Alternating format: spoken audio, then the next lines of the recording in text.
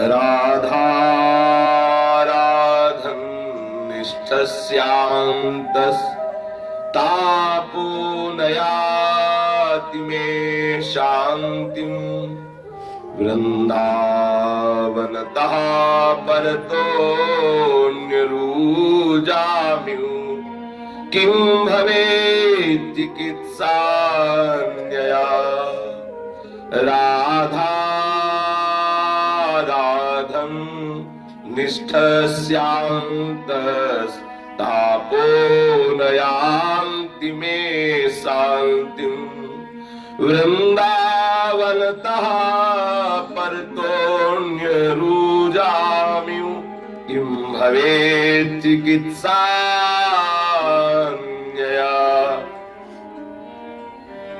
अपार करुणा वरुणालय परम पति पावन महामहिमा में वास मात्र से हृदय में अद्भुत प्रेम प्रकाशित करने वाला ये श्री वृंदावन धाम। श्री वृंदावन धाम की महिमा का गान करते हुए श्रीपाद प्रबोधानंद जी कह रहे हैं कि जैसे किसी को कोई रोग है, अब उस रोग की ठीक उसको औषधि न दी जाए और सब कुछ दिया जाए, उससे उसको क्या लाभ प्राप्त होगा। किसी को रोग है, बुखार है, अब उसे बुखार की औषधि न दी जाए और सब औषधियां दी जाए और अच्छे अच्छे पदार्थ खाने के लिए दिए जाए, तो क्या उसके हृदय में जो क्लेश पैदा हो रहा है रोग के कारण वो नष्ट हो जाएगा क्या? कदापि नहीं। जो रोग है उसकी ठीक औषधि हो तो रोग ठीक हो जाएगा। श्रीपाद प्रबोधानंद जी कह रहे हैं कि हृदय में हमारे शीतलता तभी हो सकती है जब हमें श्री वृंदावन धाम का वास प्राप्त हो। यदि हमें कोई कहे कि वृंदावन धाम में रह के भी तो राधा आराधना ही करनी है ना, वो राधा आराधना तो हम कहीं भी कर सकते हैं रह के, तो श्रीपाद प्रबोधानंद जी कह रहे हैं कोई बाहर रहे, भक्ति करे, राधा चरणारविंद की आराधना भी करे, तो भी मेरे हृदय की गति ऐसी है कि मेरे हृदय में शीतलता तो सिर्फ वृंदावन वास से हो सकती है। जैसे किसी को रोग हो, उस रोग की औषधि ना देके अन्य औषधियां, अन्य पदार्थ दिए जाए तो उसका हृदय क्लेश से रहित नहीं हो सकता। ऐसे ही बिना वृंदावन के हमारा हृदय आनंदित नहीं हो सकता। भले हमें राधा चरणारविंद की आराधना करने को मिले, भले हमें बहुत उच्च कोटि की भक्ति करने का भाव हो, पर वृंदावन के बाहर हमको सुख नहीं मिल सकता राधा आराधना करने पर भी। ऐसी अद्भुत निष्ठा श्रीपाद प्रबोधानंद जी की है। राधा आराधन निष्ठस्याम तस तापो नयाति में शांति, मुझे बिना वृंदावन के शांति नहीं मिल सकती। भाव ये है कि जो हमें वृंदावन धाम में वास करने से राधा चरणारविंद का सुख प्राप्त हुआ, वो वृंदावन के बाहर रहकर भले राधा आराधन करने का अवसर मिला, पर उससे हमें वो सुख नहीं मिला जो वृंदावन वास करने से सुख मिला। जो मेरे हृदय में शांति वृंदावन वास करने से हुई, जो हमारे हृदय में श्री राधा चरणारविंद के प्रति प्रियता हुई, वो वृंदावन धाम की कृपा से हुई। इसीलिए मुझे परम शांति वृंदावन वास से मिलती है। भले हम राधा आराधन करने का भाव लेकर बाहर रहे तो भी वो शांति, वो सुख, वो प्रेम नहीं प्राप्त हो सकता जो श्री वृंदावन धाम के वास से प्राप्त होता है। जैसे किसी का कोई रोग हो और उसके विपरीत उसे लाखों औषधियां दी जाए तो रोग का क्लेश थोड़ी शांत हो जाएगा। ऐसे ही श्रीपाद प्रबोधानंद जी की अद्भुत निष्ठा, अद्भुत अनुभव श्री वृंदावन धाम की भूमि में हुआ। इसीलिए वो कह रहे हैं कि वृंदावन के बाहर राधा आराधना करते हुए भी मेरे हृदय को शांति नहीं मिल सकती। मेरे हृदय की शांति, मेरे हृदय का विश्राम, मेरे हृदय का महासुख तो वृंदावन धाम में। श्री वृंदावन विश्राम, परम विश्राम भूमि, परम आनंद, परम प्रेम श्री प्यारी जी के चरणारविंद में अपार ममता इसी धाम से प्राप्त होती है। इसीलिए श्रीपाद प्रबोधानंद जी कह रहे हैं कि बाहर अन्य आराधना की तो बात जाने दो, अन्य साधना की तो बात जाने दो, साक्षात श्री राधा चरणारविंद की आराधना में मगन रहने का भाव हो तो भी उसे बाहर वो सुख नहीं मिल सकता जो वृंदावन धाम की भूमि में वास करने से प्राप्त होगा, जो वृंदावन धाम की रज में रहने से सुख प्राप्त होगा, जो वृंदावन की वायु लता आदि का निरंतर सानिध्य प्राप्त होने पर प्रियाजू के चरणों में प्रेम प्रकट होगा। वो प्रेम, वो भाव, वो सुख, वो शांति बाहर किसी भी आराधना से, क्या राधा चरणारविंद की आराधना से भी नहीं मिल सकती। ये श्रीपाद प्रबोधानंद जी का अनुभव, और भी बड़े बड़े महापुरुषों ने ऐसा ही अनुभव किया है। श्रीपाद कह रहे हैं, अधीतम किं शास्त्रम ग्रणदमित वृंदावन गुणम स्वधीतम किं तत्वम मधुर वृंदावन रति। कह रहे कि श्री वृंदावन के अपरिमीय गुण विस्तारी शास्त्र को क्या तुमने पढ़ लिया है? श्री वृंदावन के अपरिमेय गुण विस्तारी शास्त्र को क्या तुमने पढ़ लिया है? क्या श्री युगल किशोर के मधुर वृंदावन के रति तत्व विषयक शास्त्र को भी क्या अच्छी प्रकार से तुमने पढ़ा है? अगर ये नहीं पढ़ा तो क्या पढ़ा? अगर वृंदावन की महिमा के विषय में तुम्हें पता नहीं है, वृंदावन के अद्भुत श्री श्यामा श्याम के रहस्य में रति विलास का पता नहीं है, तो तुमको क्या पता है? तुम किस बात के ज्ञानी हो? तुम किस बात के शास्त्रज्ञ हो? तुम किस बात के रहस्य को जानने वाले हो?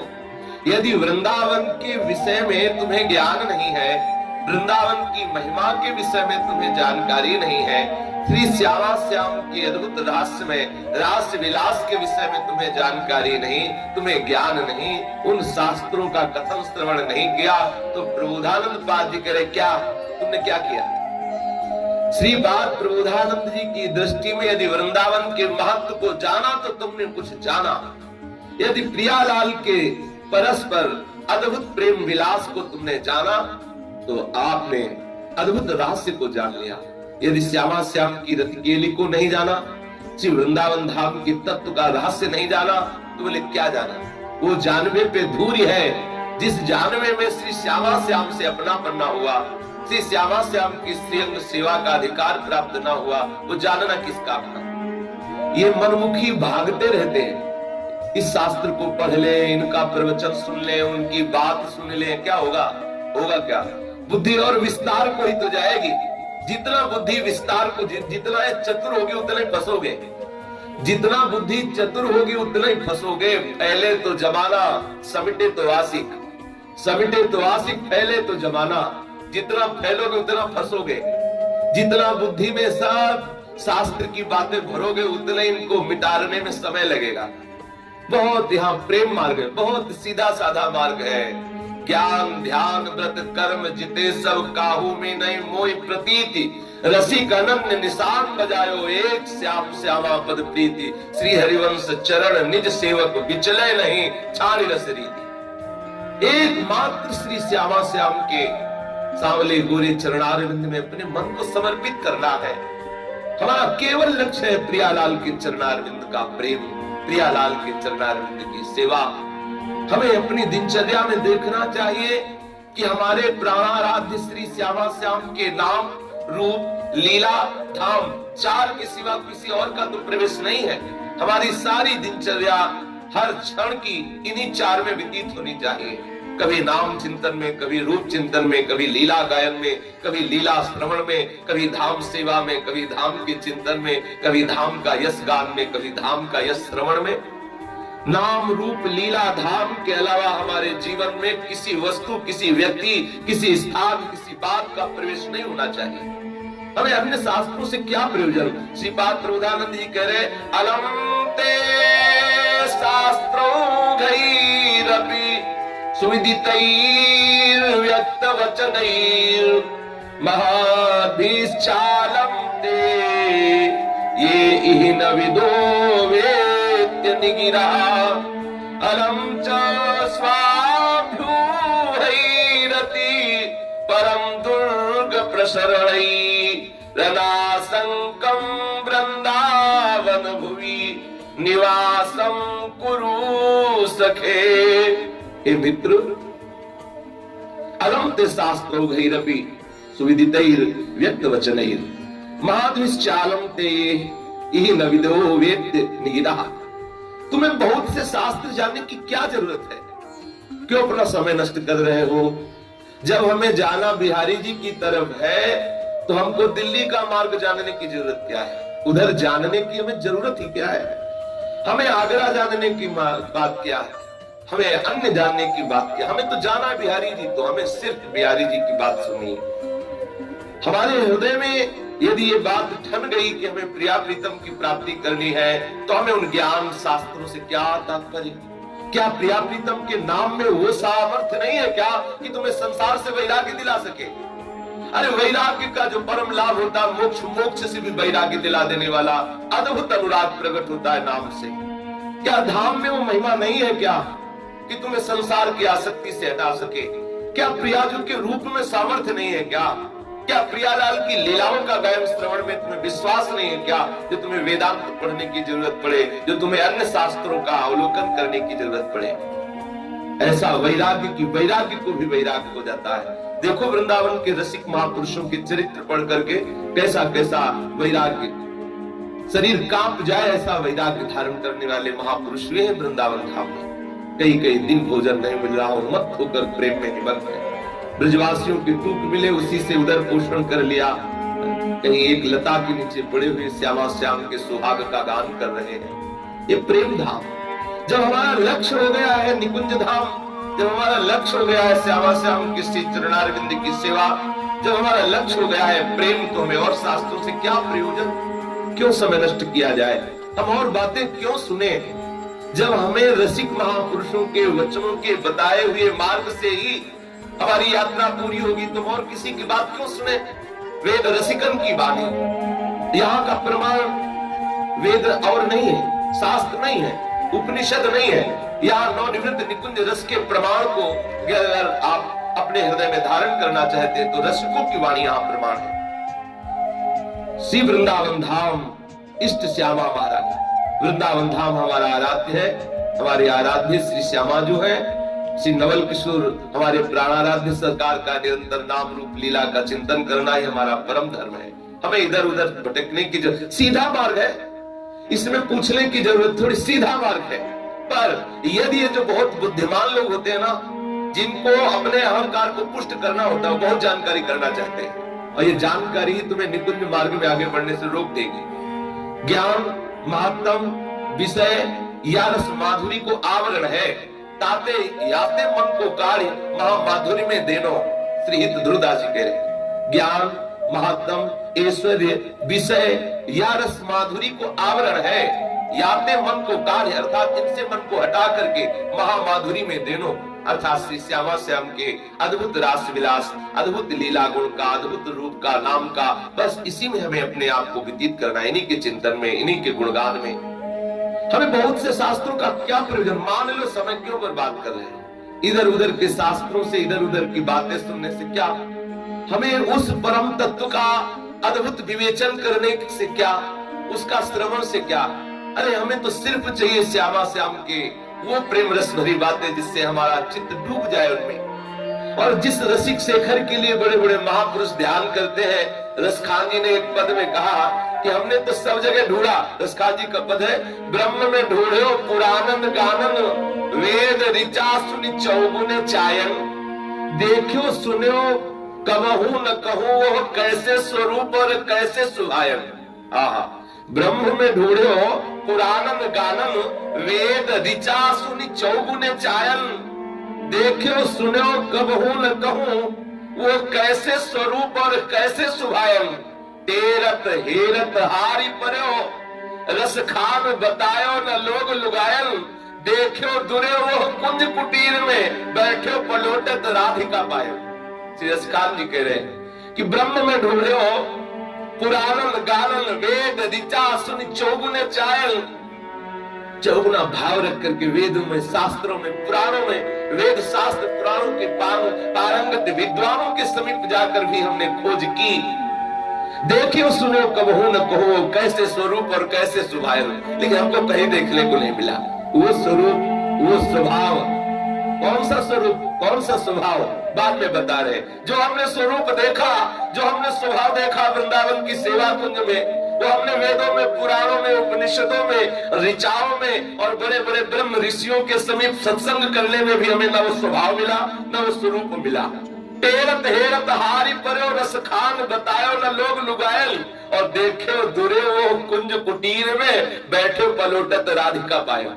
दसखान जी कह रहे जब हमारे ऊपर कृपा हुई तो हमने देखा वृंदावन की सेवा कुंज में वो अद्भुत ब्रह्म की प्रतिष्ठा, वो अनंत लोगों का स्वामी, अनंत वैभव सामर्थ्य जिनका रूप, जिनका प्रताप, जिनका यश वेद नेति नेति करके गान कर रहे हैं। ऐसा स्वभाव और ऐसा रूप हमने कहीं नहीं देखा। स्वभाव क्या देखा कि यद्यपि सकल लोक चूड़ामणि दीनपन को मार स्वामिनी जी के चरणों को दबाते हुए देखा, और रूप ऐसा कि करोड़ करोड़ काम जिनकी मंद मुस्कान पे मूर्छित हो जाए वो प्यारी जी के रूप में मोहित हुए हैं। हमने देखा सेवा कुंज में ऐसे परम तत्व को चरण दबाते हुए देखा, जिसके लिए बड़े बड़े महापुरुष कहते हैं कृष्णात् परम किमपि तत्व महम न जाने। इसीलिए श्रीपाद प्रभुरानंद जी कह रहे कि तुम्हें वेद शास्त्र पुराणों के स्वाध्याय के लिए समय बर्बाद करने की जरूरत नहीं है। आप विश्वास करिए, हजारों बार वेदों का स्वाध्याय कर लीजिए और कामिनी के कटाक्ष से तुम्हें वेद बचा ले तो बता देना। चारों वेद कंठस्थ है और वही कंचन कामिनी कीर्ति तीन के जाल में फंसे हुए हैं।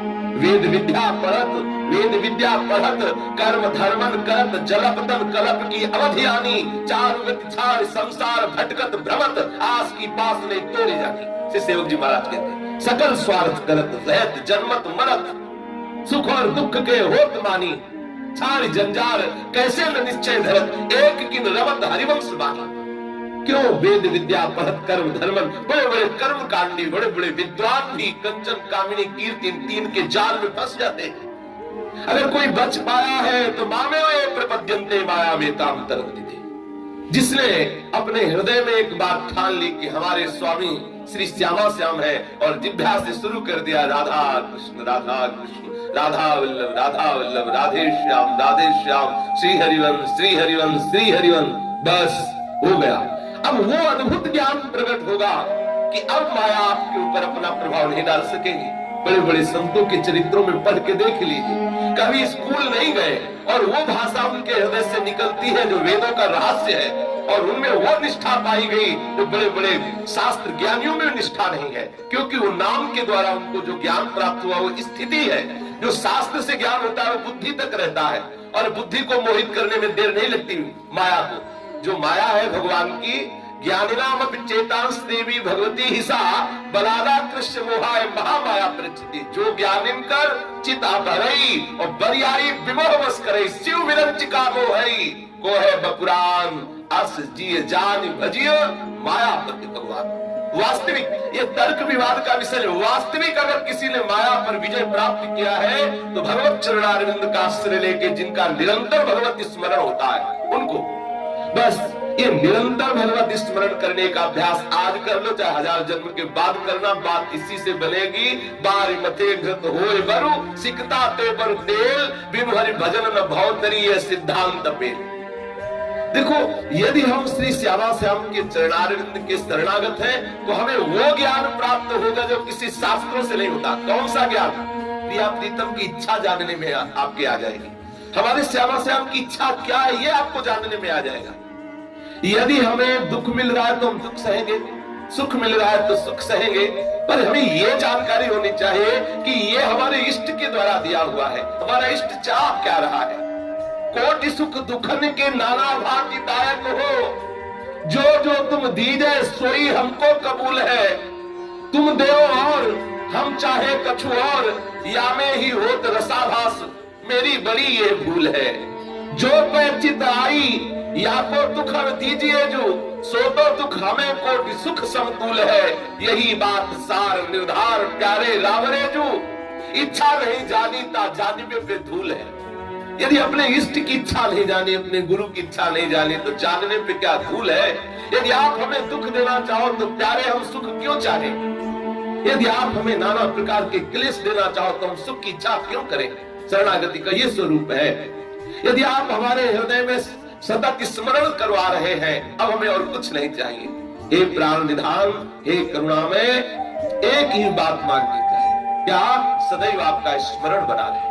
स्मरण से जो ज्ञान होता है वो स्थिति होती है। भगवत स्मरण से जो ज्ञान होता है वो स्थिति होती है, और शास्त्रों से जो ज्ञान बुद्धि तक रहता है उसमें इतनी सामर्थ्य नहीं कि माया पर विजय प्राप्त करा दे। जिस समय जहां प्रलोभन आया माया का, वहां आपको गिरना पड़ेगा खोपड़ी के बल। क्यों? बल नहीं है, और बल है तो सिर्फ नाम का बल है। श्री हरिवंश नाम बल लहो, अपने मन भाई सब कहो। जब तक नाम का बल नहीं होगा, विश्वास कर लीजिए, तर्क की बात नहीं है, अपने हृदय को जो भी सुन रहा हो, जहां भी सुन रहा हो, भगवान को साक्षी करके हृदय में देखो, क्या ज्ञान तुम्हारे काम आ रहा है। जब कामनी का आकर्षण और कंचन का आकर्षण और मोह आदि अपना प्रभाव दिखाते, तब क्या ज्ञान रहता है क्या? उस समय कृपा काम करती, ज्ञान काम नहीं करता। उस समय कृपा, और कृपा का अनुभव वही कर सकता है जिसकी जिह्वा पे निरंतर नाम चलता रहता है। नाम ही वो बल है जो माया पर विजय प्राप्त करा दे। नाम का प्रभाव अमित है, स्वयं नामी भी अपने नाम का प्रभाव नहीं गान कर सकता। अब जब नाम मिल गया और जब धाम मिल गया, जब हमें ऐसे लाडीले युगल सरकार का रूप चिंतन करने को मिला, जब उनकी लीला गायन को मिला, तो हमें इधर उधर भटकने की क्या जरूरत है। जब हमें श्री श्यामा श्याम के मार्ग में चलना है, तो हमें और किसी की बात सुनना ही नहीं है। श्रवण फुटो जो अन सुनो। लेकिन यहाँ हमारी बुद्धिमानी परेशान की, बुद्धिमानी के मारे परेशान, इस कितनी जानकारी हो जाए और जानकारी हो जाए और जानकारी। किसकी जानकारी करना चाहते हो? क्या जानकारी करना है? जो जानकारी नाम देगा वो कहीं से प्राप्त होने वाली नहीं। नाम वो जानकारी देगा जो जानकारी वास्तविक तुमको चाहिए, नाम से प्राप्त होगी, और किसी से। पक्का मान लो, विश्वास मान लो, महापुरुषों के वचन सुने हैं, उनकी बात सुनी, उनके हृदय की बात सुनी एकांत में, सब शास्त्रों का ज्ञान बुद्धि तक रहता है। और जिस समय भगवती माया का आकर्षण होता है, तो शास्त्र बिल्कुल खूंटी में टंगा रहता है। जब वो शास्त्र ज्ञानी धर्म से भ्रष्ट हो जाता है, तब फिर वो शास्त्र बुद्धि में स्फुरित हो जाता है। जब वो अपने मार्ग से च्युत होता है, तब फिर शास्त्र ज्ञान काम करता है। उस समय काम नहीं करता, उस समय नाम काम करता है। नाम बल, जिसके मुख में नाम होता है, जिसके हृदय में भगवत चरणारविंद का आश्रय होता है, उस समय वो जो ज्ञान नाम के द्वारा हुआ है वो काम करेगा, शास्त्र ज्ञान काम नहीं करेगा। बिल्कुल। तो क्या शास्त्र बेकार है क्या? नहीं, शास्त्र बेकार नहीं है। शास्त्र आपके आंतरिक ज्ञान से युक्त हो तो बहुत बल काम करेगा। यदि आंतरिक ज्ञान नहीं, केवल शास्त्र ज्ञान हो, तो देहाभिमान को पुष्ट कर देगा। तुम्हें क्या पता, चलो हमसे शास्त्रार्थ कर लो, क्या यही शास्त्र का फल है क्या? तर्क विवाद करना क्या शास्त्र का फल? शास्त्र का फल है शरीर और संसार के अस्तित्व को मिटाकर सच्चिदानंद स्वरूप में स्थित हो जाना। और वो बिना आंतरिक ज्ञान के नहीं हो सकता, और बिना नाम के आंतरिक ज्ञान नहीं होता, और बिना नाम जापकों के संग के नाम में प्रीति नहीं होती। और नाम जापकों की जहां खूब समूह के समूह विराजमान, वो है धाम वृंदावन। इसलिए श्रीपाद प्रबोधानंद जी कह रहे, हमें उन शास्त्रों से क्या अलमते शास्त्रौघैरपि सुविदितैर व्यक्त वचनैर महाधनिश्चालमते ये इहि न विदो वेत्य निगिरः। हमें उन शास्त्रों के जानने की बिल्कुल आवश्यकता नहीं जिनमें हमारे वृंदावन धाम की महिमा गाई नहीं गई, जिनमें हमारे प्राणाराध्य श्यामा श्याम की बात नहीं गाई गई। हमें उन शास्त्रों की बिल्कुल जरूरत नहीं है। हमें उस योग से क्या तात्पर्य? बड़ी सिद्धियां, बड़ा चमत्कार किस काम में? अविद्या का ही तो खेल है। सिद्धियां किस काम में आती है? अविद्या का ही तो खेल है। जितनी सिद्धियां हैं ये सब अविद्या का ही। सच्चिदानंद रस में बाधक है। किसी भी महापुरुषों से पूछो या शास्त्रों में आप खुद पढ़ करके देख लो, जितनी सिद्धियां हैं वो सब सच्चिदानंद रस में बाधक है, साधक नहीं है। क्या करेंगे सिद्धियां? और नाम से जो सिद्धि प्राप्त होती है उसकी बराबरी कोई कर ही नहीं सकता। एक बार श्री ज्ञानदेव जी और नामदेव जी ब्रज के दर्शन करने के लिए उधर से आ रहे थे। रास्ते में कहते प्यास लगी, तो ज्ञानदेव जी ने कहा कि हमें तो प्यास लगी है और कुआं है, यहाँ कोई रस्सी बाल्टी तो नजर नहीं आ रही, देखो हम पी के आ रहे हैं। सूक्ष्म रूप धारण किया और कुएं में गए, जल पिया, ऊपर आ गए। नामदेव जी से कहा कि अब आप भी पी लीजिए। तो उनका भगवान आपकी तरह हमको योग का अभ्यास तो है नहीं, ना तो हमें योग का ज्ञान है, ना योग की सिद्धियां है। ज्ञानदेव जी बड़े सिद्ध महापुरुष थे। वो कहते हैं कि एक बार कोई शेर पे चढ़ के आया, सांप की चाबुक बना करके, क्या चांददेव उसका नाम था? हाँ, तो ये चबूतरे में बैठे थे, वो चबूतरा चल दिया, कह दिया तो बड़ी सामर्थ्य थी।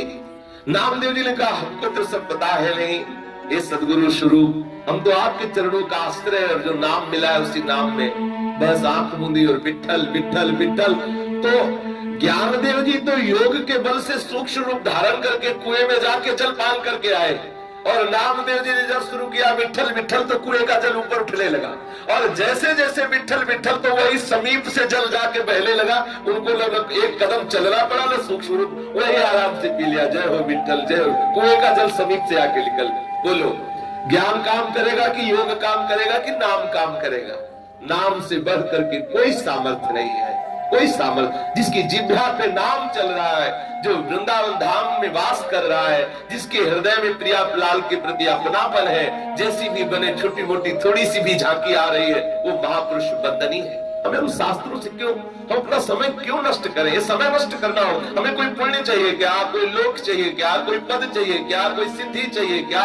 ज्यादा जानकारी होगी, लोग बहुत सम्मान करेंगे तो परेशानी तो होगी।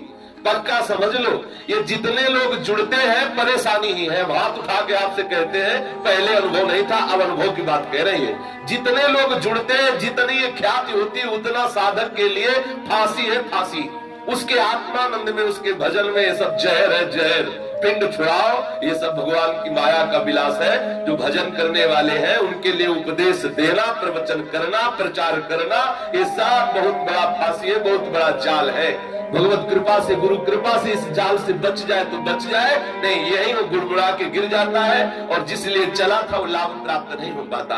ये सिद्धों का कार्य है, साधकों का कार्य नहीं है। प्रवचन आदि करना या उपदेश आदि देना, ये उन महापुरुषों का कार्य है जिनका काम हो चुका है। अपने लोग अधम जीवों का बस शांत भाव से चुपचाप गुरुजनों के मुख से श्रवण करे, खूब नाम जप करते हुए धाम में वास करे। ज्यादा जानकारी होने से क्या होगा? कहा भय भय प्रवीण जानी मानिए, जगत लोक रीत सब को बनाई बात कटे।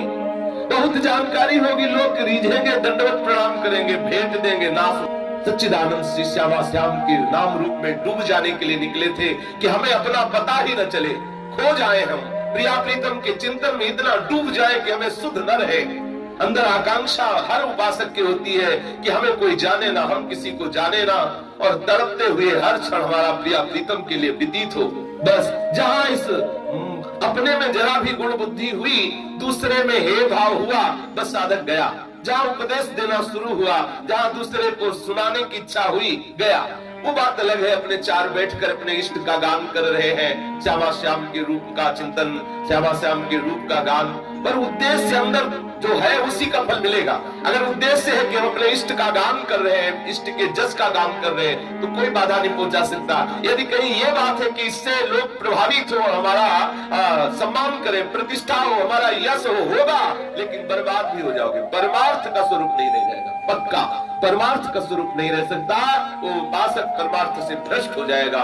ये भगवान की माया की मीठी छुरी है। ये ऐसी छुरी है कि बड़े बड़े चतुर, बड़े बड़े विद्वान अपने हाथ से गला काट लेते हैं इस छुरी से।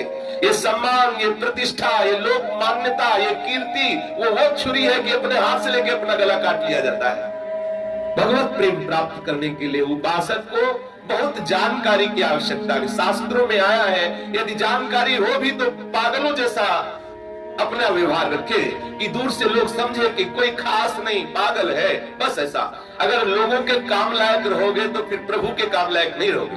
भरत जी ने जब देखा कि अरे थोड़ी सी दया ने हमको दूसरा जन्म लेने के लिए विवश कर दिया, तो जो जड़ भरत के रूप में जन्म हुआ ना, बिल्कुल ऐसा आचरण करते थे कि सबको पता था कि ये पूरे अज्ञानी है। और यद्यपि ब्रह्मबोध संपन्न महापुरुष थे, केवल रघुगण से संपर्क जब हुआ तब का इसी के चक्कर में तो हमारा एक जन्म हुआ और रघुगण राजा हुए। देखो हिरन से राजा बना दिया, कांधे पे बैठा ला, तो अब भी पालकी में वही बैठा है वो। तो उन्होंने कहा देखो इसी के चक्कर में तो फिर भी अभी ये मुक्त नहीं हुआ, तब उपदेश किया। अगर रघुगण न मिलता, उसको उपदेश न करते, तो कोई जान ही नहीं पाता कि जड़ भरत जी कितने बड़े महापुरुष हैं। शास्त्रों का सम्यक ज्ञान होने पर भी वो जड़ जैसा बर्ताव करे, पागलों जैसा रहे, जिसे लोग जान ना पावे।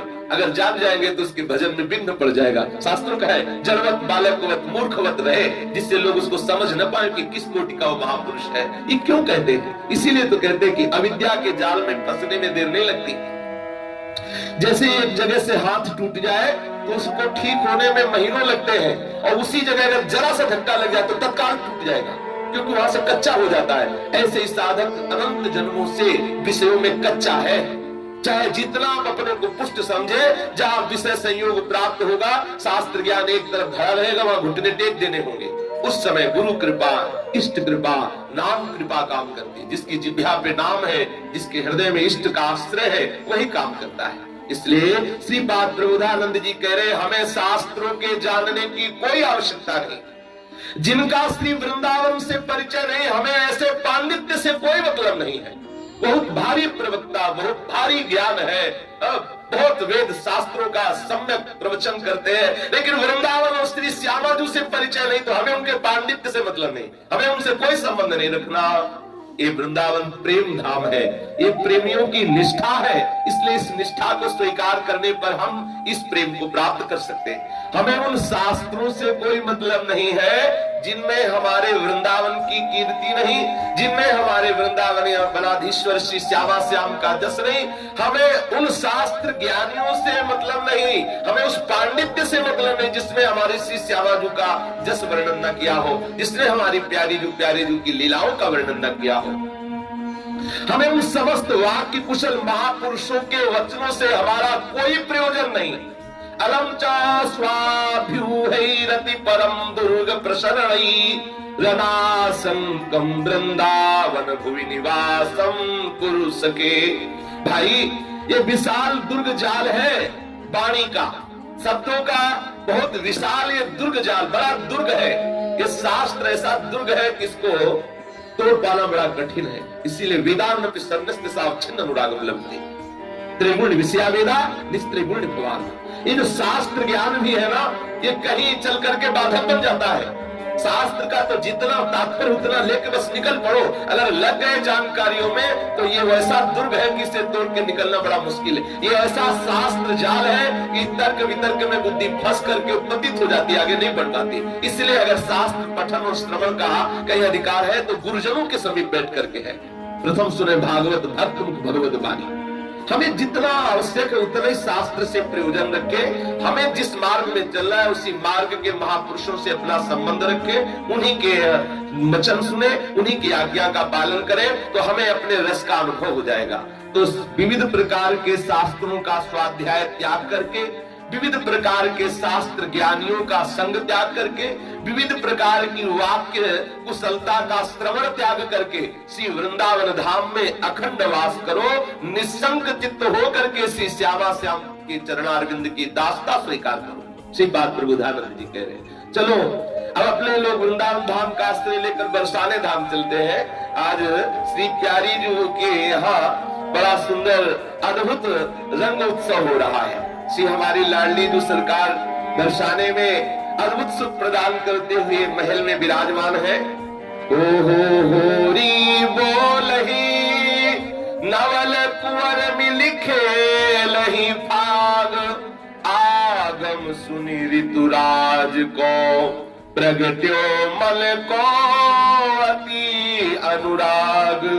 बरस दिवस लागी रहे या सुख की आशा जिय माही, जो क्यों विधना रचे सबे द्योष होरी हुए जाही। अति हुलास ये में बढ़ो अब कापे रो क्यों जाई। उमरी चलो रस सिंधु जो अपनी मर्याद बिसराई। आज श्री बरसाना धाम में होली है। ऋतुराज बसंत के इस महान उत्सव में अद्भुत अनुराग का रंग छाया हुआ है। श्री बरसाना धाम में सब ब्रजवासियों की इसी दिन की आशा लगी रहती पूरे वर्ष में। ये जो अद्भुत सुख बरसता है, ये बाहरी रंग केवल मत मानिए, इसके साथ आंतरिक रंग की भी वर्षा होती है लाडली जी के महल में। ये जो बाहरी रंग दिखाई देता है, लाल हरा पीला गुलाबी, ये तो बरसता ही है। उनका नाम ही है बरसाने वाली, वो बरसाने वाली है। तो बाहरी रंग तो अपने लोग जाते हैं वो बरसाते हैं, और ललिता विशाखा आदि आंतरिक रंग वहां बरसाती है। अपने लोग जब जाते हैं तो अपने पास तो बाहरी रंग ही है ना, तो बाहरी रंग फेंकते हैं, और अंदर जो ललिता विशाखा आदि सखियां लगती है की, वो आंतरिक रंग फेंकती है। तो सबका हृदय वो दो ही रंग फेंकती है, वहां तीसरा रंग नहीं, वहां गौर और श्याम ही रंग है। अपने लोग तो कई रंग मिलाकर फेंकते हैं, लेकिन अंदर की जो महल से रंग की वर्षा होती है वो दो ही रंग की होती है, गौर श्याम रंग की। एक गोरा रंग बरसता है, एक सांवला रंग बरसता है, गौर श्याम रंग की वर्षा होती है। सखी, इस दिन के लिए सब ब्रजवासी जन इंतजार करते हैं पूरे वर्ष भर, और कहते हैं विधना ने ऐसा क्यों नहीं रचा कि हर दिन होली होती। बरसाने में जैसे आज उत्सव होता है, बोले ब्रह्मा ने ऐसा क्यों नहीं विधान बनाया कि बरसाने में रोज होली होती रहे। जैसा आज उत्सव होता है ऐसे हर दिन उत्सव बनता रहे। सबके हृदय में अतिशय उल्लास है, ऐसा उल्लास है कि वो रोकने से भी नहीं रुकता।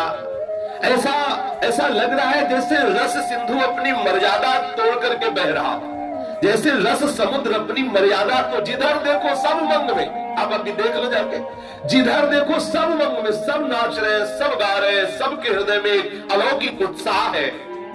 तो नंदगांव में अद्भुत उत्साह बढ़ रहा है। आज सुबल सुबाहु सखा सवे जोरी लियो, सब संग समाज अपने अपने ग्रहण ते करनिक से खेलन को साज। श्री लालजू के जो सखा है सुबल और सुबाहु आदि, सबने आवाज दी नंदगांव में, चलो भाई सब निकल कर तैयार हो, बरसाने रंग खेलने चल रहा है लाडली जू की सखियों के साथ। सब अपने अपने घर से निकले, सब खेलने की पूर्ण तैयारी पहले से ही थी। तो अब एक दूसरे को टेर करके पुकार रहे हैं। जब सखा एकत्रित हुए तो उनमें से एक दिगंबर रूप धरे, नख सिकरंग भभूत लगाई, एक को कामिनी हुए चले, दुहन की गांठ जुराई। सखाओं की भीड़ नंदन की एकत्रित हो गई। उनमें से तो एक को दिगंबर योगी किया और एक को बनाया नई दुल्हन, और दिगंबर योगी से नई दुल्हन की गांठ जुड़वाई। हंसी का खेल है, दिगंबर योगी बनवाया और उससे नई बहू की गांठ जुड़वाई। हाँ, सखा जन ऐसी लीला कर रहे हैं कि एक दिगंबर रूप धरे, नख सिकंग भभूत लगाई, एक को कामिनी हुए चले, दुहन की गांठ जुराई। एक सखा हो करे, एक करे कछु उल्टी रीति, एक सखा हो करे, एक करे कछु उल्टी रीति, मधुमंगल नाचत चल गावत है फागुन के गीत, मधुमंगल नाचत चल गावत है फागुन के गीत। ताल बखावज बाजही बाजत, रुंज मुरज सहनाई, ताल बखावज बाजही बाजत, रुंज मुरज डफ दुंदुभी अरु झालरी रहो, कोलाहल सो ब्रज छाई। डफ दुंदुभी अरु झालरी रहो, कोलाहल सो ब्रज छाई। सैनन ही में सावरे कहो, सबम सोयो समझाई। सैनन ही में सावरे कहो, सबम सोयो समझाई। आज भैया साज सो खेले बरसाने में जाई, आज भैया साज सो खेले बरसाने में जाई। अब एक को सखा को तो दिगंबर वेश धारण करके भभूत रवा करके योगी बनाया, और उसके साथ एक सखा को नई दुल्हन बना करके गांठ जोड़ करके चल रहे। हाँ, अनगिनत सखा घेरे हुए हैं। उन सखा में कुछ सखा तो हो कर करके उल्टी रीति से, अर्थात ऐसा जिससे सबको हंसी आवे, ऐसे बोल रहे हैं।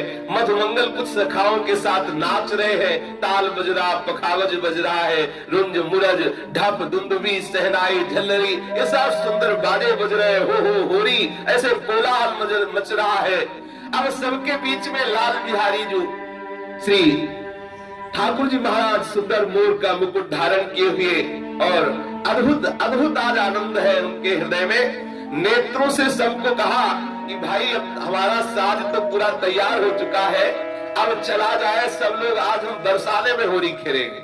श्री लालजू ने समस्त सखाओं से ऐसा कहा। कुछ सखा नृत्य कर रहे हैं, कुछ को हो रही है ऐसा। आगे अवधूत एक को बुला के एक को दुल्हन बना के गठजोड़ा करवा के चल रहे हैं। आए बट संकेत में तब कीनी मुरली की घोर, आए बट संकेत में तब कीनी सुलत प्यारी राधिका चौक परिचित रहो न ठोर, श्रवण सुलत प्यारी राधिका चौक परिचित रहो न ठोर। श्री लालजू अपने सखाओं के साथ ऐसे ही आनंद की वर्षा करते हुए संकेत वट पे आए और वहां मधुर मुरली की ताक छेड़ी। जो ही मुरली का शब्द बरसाने में लाडलीजू महाराज के महल में पहुंचा, श्री लाडलीजू ने जो ही श्रवण किया तो आनंद से चौंक पड़ी। लाडलीजू का चित्त चंचल हो गया श्री लालजू महाराज के साथ रसमयी होरी खेलने का। पर अब सोच रही कि कोई सखी प्रेरणा करे ना। प्यारी जू संकुच समझ तो गई कि लालजू अपने परिकर के साथ आए। बस लाडलीजू के मन की बात जानकर ललिता सखी कहती, अरे चली बेग छबीली हरिसो खेले जा, हरी चली बेग छबीली हरिसो खेले जा। हे छबीली जू चलो, बेग चलो, शीघ्रता से चलो। हरि अपने परिकर के साथ नंदगांव से आ रहे होली खेलने के लिए। चलो स्वामिनी जू, हम सब चल करके लालजू के परिकर के साथ रंग भरी होली खेलती है। निकस्यो है मोहल सावरो बली फाग खेलन ब्रजमाज, निकस्यो है मोहल सावरो बली फाग खेलन ब्रजमाज।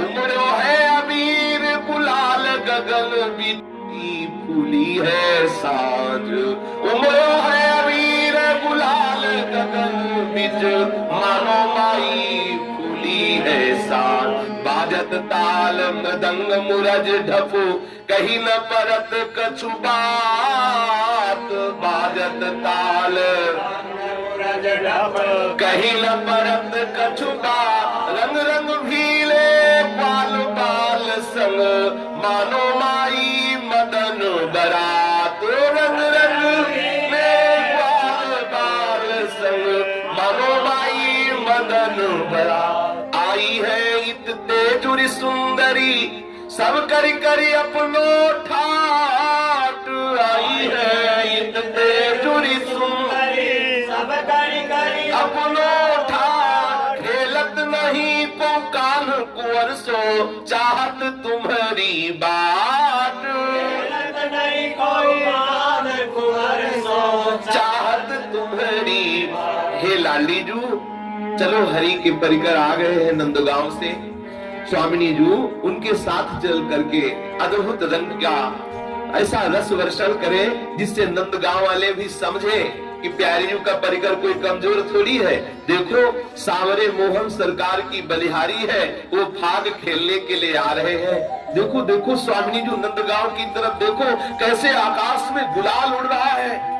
देखो पूरा आकाश रंग बिरंगा हो रहा है, क्योंकि सखाजन रंग बिरंगा गुलाल उड़ाते हुए और आ रहे हैं। ऐसा लग रहा है मानो रंग बिरंगी जो संध्या काल में जैसा होता है सूर्य का जब अस्त समय, उस समय कैसा रंग बिरंगा बादल दिखाई देता है, ऐसे बादल रंग बिरंगे हो रहे। लाडली जो आपको सुनाई नहीं दे रहा, देखो ताल मृदंग मुरज ढप कैसे कैसे सुंदर बाजे बज रहे, कैसे रंग में भीने हुए ग्वाल बाल हो होली कर रहे।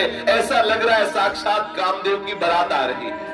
समस्त सखा बड़े गोरे गोरे सुंदर सुंदर, कोई सांवरे कैसे सुंदर सज धज करके ताल मृदंग उपंग आदि बजाते हुए हो होली करते हुए रंग गुलाल उड़ाते हुए कैसे नाचते हुए आ रहे हैं प्यारी जू। और ऐसा नहीं, बरसाने की सुंदरियां भी सब निकल पड़ी है अपने अपने सब सामग्री लेकर, जिससे लालजू के परिकर को रंग में डुबोना है। और लालजू खेलना भी चाहते हैं और वो सुंदरियां भी खेलना चाहती, पर प्यारी जो सब आपकी बात जो हो रही है, जब तक आप नहीं चलोगी तो कोई खेल नहीं हो सकता। बिनु राजा दल कौन काज बली उठिए छाड़िए ऐणो, बिनु राजा दल कौन काज बल उठिए छाड़िए ऐण। उमड़ो है निधि जो नवल रावरी में उमड़ो है निधि जो नवल नंद को रुकत रावरी है। स्वामिनी जी, आप हम सब सखियों की राजा हैं। यदि बरसाने की सुंदरियों के मध्य में आप विराजेंगे नहीं चल के, तो ये खेल नहीं हो सकता होरी का। बिना राजा के कैसे खेल हो सकता है? बिना राजा के उसके दल में कोई ऐसा सामर्थ्य वाला थोड़ी होता है कि वो छेड़ सके ये खेल। स्वामिनी जी, आप चलो, देखो कैसा उमड़ते हुए नंदगांव के सखा जला रहे हैं। ये ऐसे जैसे बरसात में कोई भी मेड़ की सामर्थ्य नहीं होती कि जल को रोक सके, ऐसे ही नंदगांव के ऐसे रस में उमड़ते हुए सखा जला रहे हैं कि किसी की सामर्थ्य नहीं कि रोक सके। हाँ स्वामिनी जी, आप चलो और इनके साथ रंग खेला जाए। उठी है बिहसी ब्रस भालू कुंवरी वर कर पिचकारी ले, तो उठी है भालू कुंवरी वर कर पिचकारी ले, सहिल सकत को महासुभट लो सुनत समर संकेत, सहिल सकत को सुनत समर संकेत। लाडली जो मुस्कुराती हुई कर कमल में पिचकारी लेकर के उठ खड़ी हुई महल से, ऐसा सौंदर्य है कि कोई महान सुभट बलवान भी ऐसा नहीं जो इनकी बात सुनकर के होश में रह सके। फिर महासुंदरी श्री स्वामिनी जो आनंद से उमगती हुई अपने सखियों के साथ महल से प्रकट हो रही है, महल से पधार रही है।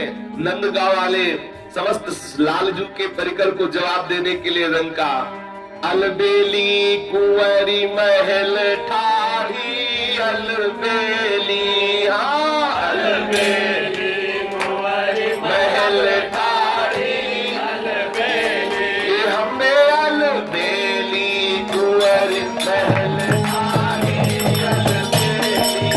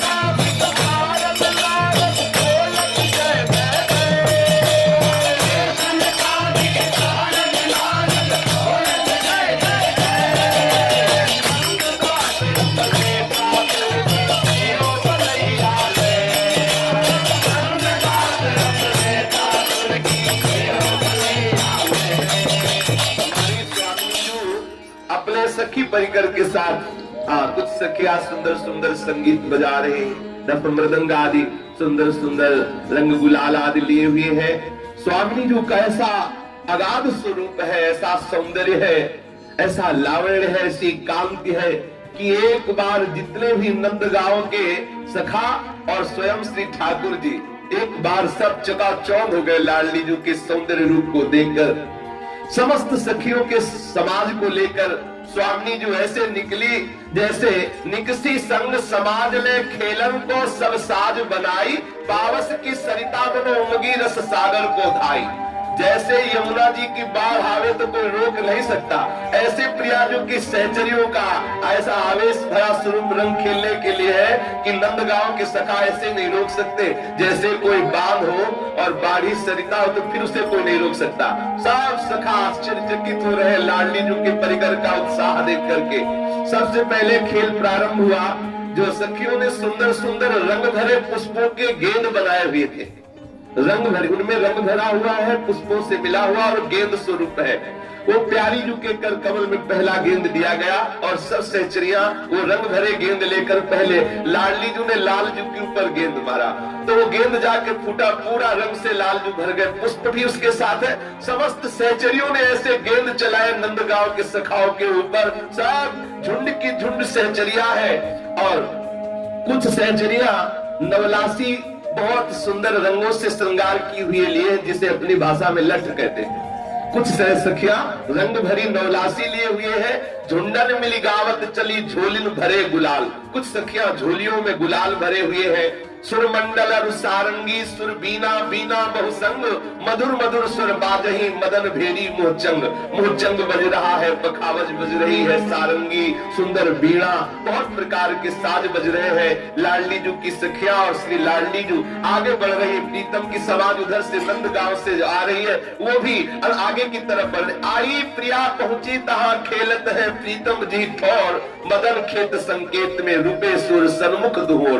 दोनों तरफ के दोनों योद्धा सम्मुख हो रहे हैं और प्रेम संग्राम रंग भरा युद्ध होने जा रहा है।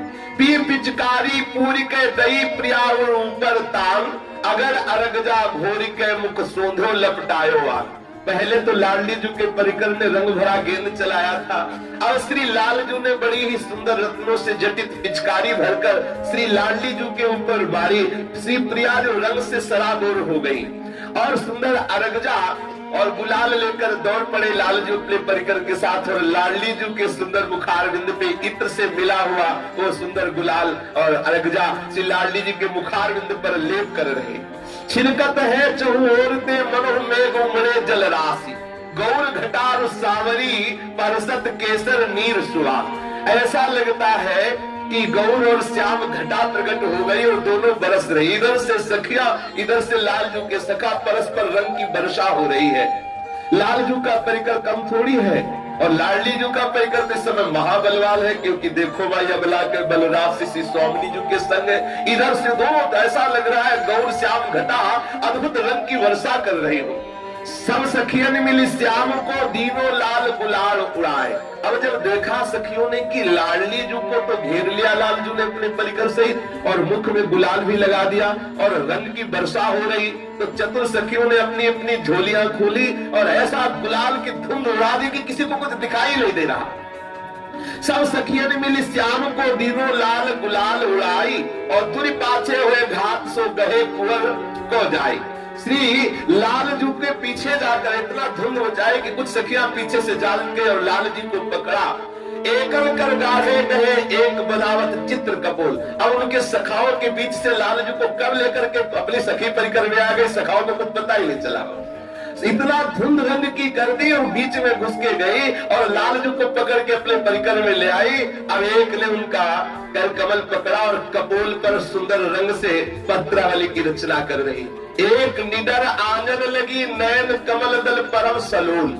श्री लालजू के जो चंचल नेत्र है इस समय, सखिया उनको बहुत जोर से उनका कर कमल पकड़े हैं, कोई कमर पकड़े, क्योंकि छोटे मोटे थोड़े कि भाग जाएंगे।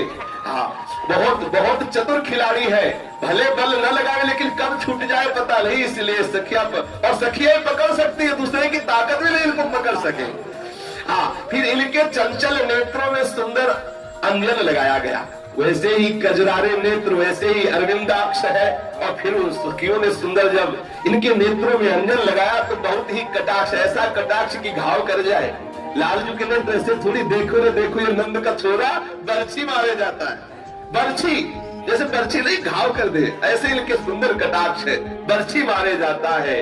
बर्छी सी तिरछी चितवन की पैनी छुरी चलाता है, ऐसे नेत्र है।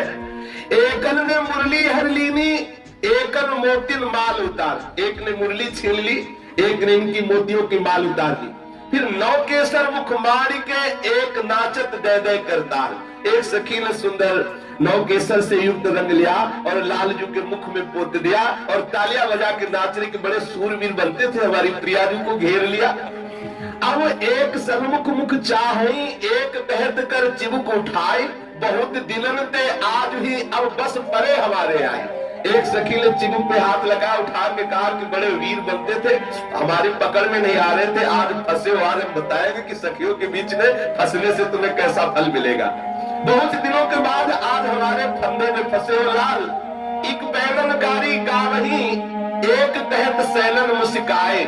बहुत कहावत हो आपनो, आज बदो जो जाओ छुड़ाई। बड़े वीर अपने को कहते हो, आज छुड़ा लो तो हम तुम्हें समझे कि बड़े वीर हो।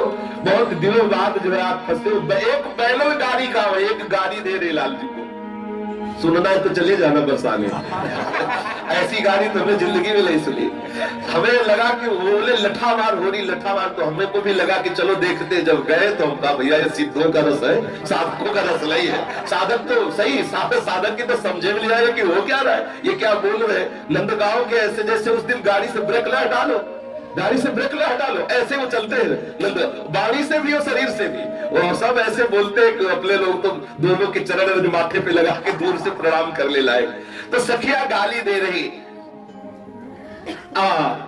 एक बैगन गाड़ी गा रही, एक कहत सैनन मुझसे। नेत्रों से कटाक्ष मार के मुस्कुराती हुई कहती है, बहुत बड़े वीर हो, आज अपने आप को छुड़ा लो तो हम तुम्हें जाने।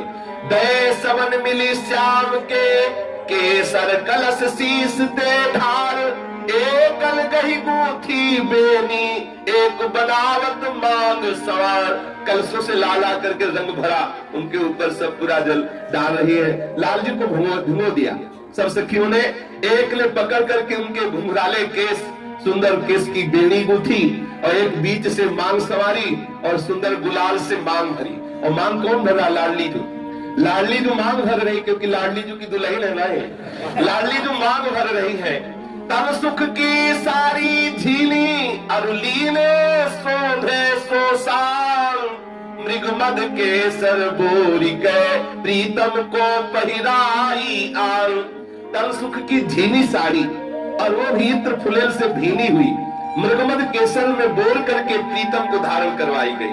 आहा, कितने सुंदर केस घुंघराले लालजू के, उनमें कैसी सुंदर बेणी गूंथी गई, कैसे विशाल कजरारे नेत्र है और कैसे उन केसों के बीच में मांग भरी गई है। फिर सुंदर तमसुक की झीनी साड़ी धारण करवाई गई, मृगमद केसर से लिपी हुई वो साड़ी है ऐसी बोरी हुई, और ऊपर से उनको लाल रंग की कंचुकी पहनाई गई लालजू को। फिर ऊपर से मोतियों की माला डाली गई। ऊपर कंचुकी कसी पहिरायो मोतिन को हार। नूपुर कंकल किंकिनी नख सिक भूषण सजे सिंगार। सुंदर अंगूठी, सुंदर नूपुर, कंकण, किंकिनी, चूड़ी, कंगन सब धारण करवा दिए लालजू को। अब कर पर कर धर ले चली बैठारी, प्यारी ढिंग जाई। आई नहीं ऐसे चरी चाहत है देखन को पाई। श्री स्वामी जी के समीप ले गए और कहा, सुनो प्रणाम करो, हमारी स्वामी जी को प्रणाम करो। अब लालजू ने स्वामी जी को प्रणाम किया। स्वामी जी ने कहा, ये कौन है? तो उनका नई सखी है स्वामी जी, आपकी सेवा में आई, आप इसे स्वीकार करो। ये आपके श्री चरणों की दर्शन की लालसा कर रही थी, हम लिवा के लाएंगे। श्री लाडली जू अति प्रवीण गुणागरी, बीन बजावत परम अनूप। स्वामी जी बहुत सुंदर बीन बजा लेती है सखी, सेवा में बहुत प्रवीण है सखी। सेवा अंग सिंगार को सुघर सखी सावरे रूप। सब कुछ तो ढक जाता है लालजू का, लेकिन नेत्र नहीं ढकते। जब तक नेत्र अंचल की ओट में रहते हैं तब तक तो पता नहीं चल पाता क्योंकि ऐसी सावरी सखियां भी है, जैसे श्री लालजू का श्रीअंग है ऐसी सखियां भी है। लेकिन जब नेत्र प्रियाजू के नेत्रों में मिलते हैं तो वो बात सखियों में कहा तो लालजू के नेत्रों में, हाँ, उत्कंठा तू मिलन की लगी रहत पाके जी माही, हंस भेटो दो अंक भरी जैसे तन मन नैन सिराही। सखी कह रहे प्यारी जू, इस सखी के हृदय में भारी उत्कंठा है कि एक बार लाडली जो हमें हृदय से लगा ले। हमारी इच्छा है कि आप मुस्कुराकर हंस करके इस सखी को अपने गले से लगा लो। तो लाडली जो ने कहा कि आप कह रहे हो तो हम सखी को हृदय से लगा लेती है। अति आनंद हुलास सो मिली सखी दो भरी अखबार, जब जानो यह भेद कछु रही सकुच मुस्काई निहार। बोली लाडली जू ने कहा भी मैं हृदय से लगा लेती हूँ। लाडली जू ने सावरी सखी को जब हृदय से लगाया तो सखी हृदय से लगती तो कुछ और बात होती है, और जब ये हृदय से लगते हैं तो इनके अंगों की चपलता कुछ और ही होती है। लाडली जो समझ गई कि ये तो ऐसी चपलता तो लालजू के ही स्त्री अंगों में होती है। अति आनंद हुलास सो मिली सखी दो भरी अखबार, जब जानो ये भेद कछु रही सकुच मुस्काई निया। सकुच आ गई स्त्री जी और मुस्कुराते हुए लालजू की तरफ देखा तो जो आनंद उर में बढ़ो एक रसना बरन्यो क्यों जाई, दिन दिन ये सुख दुहन को निरख माधुरी नैन सिराई। जो आनंद उस समय बढ़ा लालजू के बहु स्वरूप को देखकर, और लाडली जो उनको हृदय से लगा रही तो सजनी लाल फाग फल पायो, सजनी लाल फाग फल पायो, रंग भरी भरी के भोरी कुंज मधी गई गई बाह नचायो, सजनी लाल फाग फल पायो। सखिया श्री लालजू को रंग डाल रही है और हाथ पकड़ पकड़ करके उसी सखी स्वरूप से दुल्हन स्वरूप से खूब नाच नचा रही प्रियाजू के आगे। अब पिए किए प्रिया प्रिया करी प्रीतम बढ़ी गयो रंग सवायो, भाव हृदय बैठारे मंडल लखी दृख भाग्य मनायो, भाव हृदय बैठारे मंडल लखी दृख भाग्य मनायो। सखियों ने जब देखा कि लाडली लाल बहुत देर से रंग खेल रहे हैं तो लाडली जू को लालजू प्रीतम के रूप में सजाया, और प्रीतम तो सखी स्वरूप से है ही। अब सखियों ने कहा हमारे लालजू महाराज, गोरे लालजू महाराज, अब हमारी सावरी प्रिया से आप ब्याह करो। श्री लाडली जू ने कहा ठीक है। आगे श्री प्रीतम गोरे प्रीतम और पीछे सावरी प्रिया और भावरें दी जा रही है। आगे प्रीतम गोरे प्रीतम है और ये सुख किसी ब्रह्मा को मिलेगा क्या? ये सुख किसी योगी के ध्यान में आने वाला है क्या? ये ब्रज का सुख, ये निकुंज का सुख इसीलिए अति दुर्लभ सुख है। जिनके चरणों का ध्यान मात्र प्राप्त करने के लिए बड़े बड़े आप्त का महात्मा सदैव तत्पर रहते हैं, वही प्रभु को कैसे लाल लड़ा रही है ये ब्रज की सखिया। तो श्री पी किए प्रिया प्रिया कर प्रीतम बढ़ गयो रंग सवायो। आहा कैसी जोड़ी बनी जब लाडली जू के माथे पे मोर मुकुट है, प्रीतम रूप है, और श्री मोर मुकुटधारी जो लालजू है उनके माथे पे चंद्रिका दुल्हन रूप है, प्यारी जो रूप है। अब भावरी दी गई, सखिया मंगल गान कर रही है। आगे आगे श्री लाडली जू जो दुल्हा स्वरूप में है और लालजू पीछे जो दुल्हन स्वरूप से है, सखिया सुंदर मंगलाचार करती हुई गान कह रही। फिर बैठा रहे मंडल, फिर मंडल में दूल्हा दुल्हन को बैठाला और सब एकटक होकर के दूल्हा दुल्हन को देख, कैसे गोरे दूल्हा और कैसी सावरी दुल्हन, और ये सकुचाते हुए प्रियाजू की तरफ देखते हुए दृष्टि, आहा गर्व से भरी हुई श्री लाडली जू महाराज की दृष्टि और सावरे सरकार की थोड़ी लज्जा से भरी हुई दृष्टि एक दूसरे की चितवल प्राणों का हरण कर ले। हाँ, थोड़ा ऐसे घूंघट करके लालजू सकुचाए हुए से जब लाडली जू महाराज की तरफ देखते हैं, और लाडली जू महाराज थोड़ा प्रीतम के भाव में गर्व में भरी हुई जब प्रिया स्वरूप लालजू की तरफ देखती है, सखिया ये देख कर अपने भाग्य की सराहना करती है। ये किसी और के प्यारों क्षमते में अच्छी सुखादी नाम तो ध्यान गम, हाँ अरक्षम राधाक्षम निखिल निगमई रक्षति तराम। तो ललित घूंघटी श्याम बदन पर रचि कौतुक उपजायो, वारी वारी पुष्पांजलि सबहिन अतिहित सो दुलरायो। लालजू का जो श्री प्रियाजू के रूप में है, उनका घूंघट उठाया और सब सखिया देख रहे। नई दुल्हन इसलिए अंगुलियां चुपकाती नजर न लग जाए, राइन उतार रही, जल वार वार के पी रही है और पुष्पांजलि युगल सरकार के चरणों में अर्पित कर रही है। बहुत प्यार से युगल दूल्हा दुल्हन को, गोरे दूल्हा और सावरी दुल्हन का दुलार कर रही। गौर श्याम अंगन जो रंग चौपल चाई छिड़कायो, गौर श्याम अंगन जो रंग चौपल चाइल छिड़कायो, तन भींजी मन भींजल को सुख आनंद उछल जुआयो। आहा, गौर श्याम के अंग तो भीजे हुए रंग से है ही, लेकिन इनका मन जो है अनंग रंग से भीजा हुआ है और इनके मुखार बिंद में वो अनंग का रंग प्रकाशित हो रहा है। कुसुम छरी दे हाथ बहुरी झुमक को खेल खिलायो, दूल्हा दुल्हन प्रेम माहिलो चंदन रची रची गायो। दोनों युगल सरकार के हाथ में कुसुमों की छड़ी दी गई, फूलों की छड़ी दी गई। दोनों सरकार होली खेल रहे हैं। दूल्हा दुल्हन बरसाने के महल में अद्भुत अद्भुत छंदों का गान करते हुए अद्भुत नृत्य कर रहे हैं। न्योछावर किए प्राण परम कौतिक होरी मन भायो, ये जो अपूरव लाल झुमका बना बनी दर्शायो। सखिया प्राण न्यौछावर कर रही, ऐसे होली के उत्सव में ऐसे बन्ना बन्नी, ऐसे दूल्हा दुल्हन का अपूर्व होली रस देख करके सखियों के प्राणों में अद्भुत आनंद हो रहा है और बार बार प्राण न्यौछावर कर रही।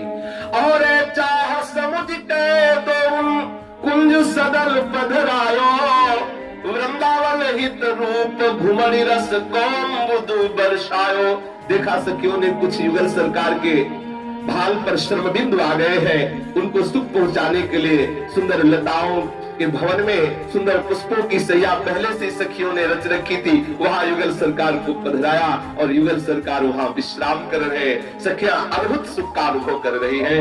अपने लोग भी जिनको बरसाने में प्यारी जी के दर्शन करने हैं, एक ये रसिया गा के फिर श्री जी के दर्शन के हेतु जाए।